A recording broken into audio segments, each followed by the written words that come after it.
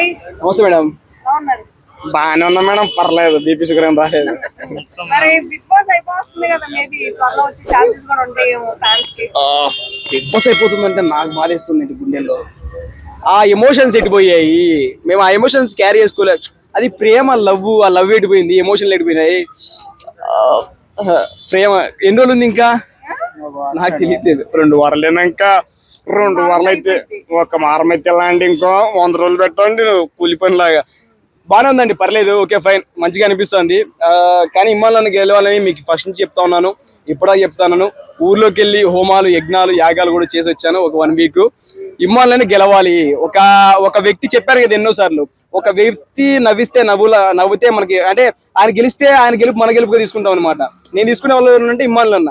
ఆయన నవ్వితే మనకు నవ్వు రావడాలు, ఆయన ఏదో చేస్తే చూడాలనిపించేది ఎవరు ఉన్నారంటే one and only Bigg Boss లో ఇమ్మానులు అన్న. నాకు ఆయన గెలవాలని మనస్ఫూర్తి కోరుకుంటాం. మరి చాలా మంది తనుజ విన్ అవుతుంది, లేదా కొంతమంది పవన్ అంటున్నారు.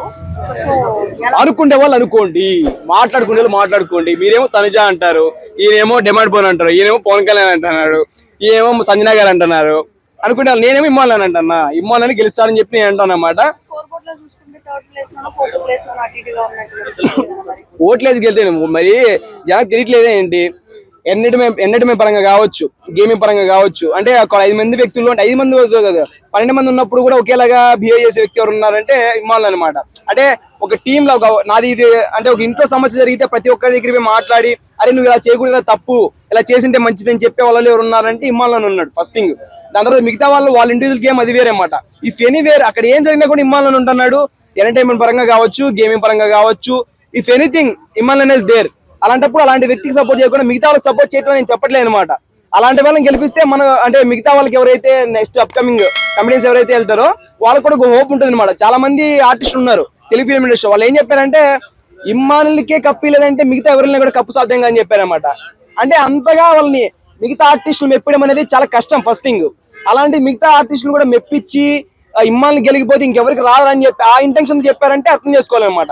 ఇప్పుడు ఈయనకి ఇస్తే మంచిగా ఉంటుందని కోరుకుంటున్నాం. మరి అవును,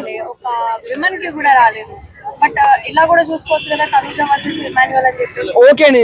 ప్రతిసారి ఒకటే చెప్తాను అనమాట, if any field, not only Bigg Boss, not only business field, not only if anywhere, not only job, ఎక్కడైనా సరే ఎవరికైతే దమ్ముంటుందో, ఎవరైతే టాలెంట్ పర్సన్స్ ఉంటారో వాళ్ళకి మాత్రం till end of the day winner అవుతారు. ఇఫ్ ఎనీవేర్, మనం క్రికెట్ చూసుకుంటే ధోని గారు ఉంటారు, సినిమాలు చూసుకుంటే మెగాస్టార్ గారు ఉంటారు, బిజినెస్ ఫీల్డ్ లో ట్రంప్ గారు వీళ్ళంతా ఉంటారు.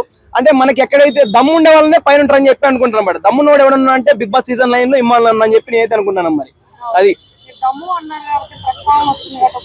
చెప్పండి. దమ్ము శ్రీజ గారు ఉంటే మొత్తం దుమ్ము లేపేది అనమాట. కానీ ఆమె వెళ్ళిపోయింది కాబట్టి అదొక అన్ఫేర్ ఎలిమినేషన్ అయితే అనుకుంటున్నాను. కానీ జరిగినవన్నీ చాలా మటుకు నాకు అన్ఫేర్ లాగే అనిపించి, అంటే ఎంత గొప్పగానే ఆడే వాళ్ళని తీసుకెళ్లి బయట పడేశారు. ఆందోళన అంటే మళ్ళీ వాళ్ళని తక్కువ జనం కాదు, అంతో ఇంతో ఆడేటోళ్ళని తీసుకొచ్చి లోపల పెట్టేశారు. అక్కడ నాకు కొద్ది వేరేలా అనిపించింది. అది విన్నర్ ఇమ్మాన్ అన్న. First Bigg Boss season 9 start నుంచి చెప్తానున్నాను, ఇమ్మాన్ అన్నే.